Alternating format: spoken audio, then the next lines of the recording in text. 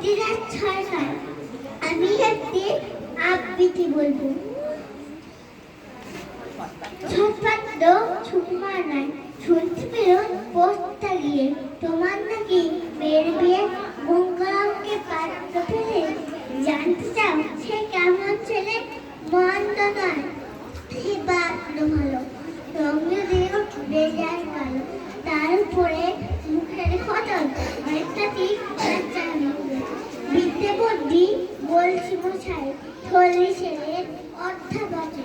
উনি এবার লিখেছে, ফাইল হয়ে থাকলো শেষে, বিষয় ভাষায় গরিব বিজয়, পড়তে শিখতে দিন চলে যায়, মানুষ চলায় ফাইলগুলো তার, একটা পাগল একটা গোয়ার, আইসে চলেছে জল কারণ গেছিল যে, কুলির তুদি তবলা বাড়ে, যাত্রা চলে 5 টাকা পায়।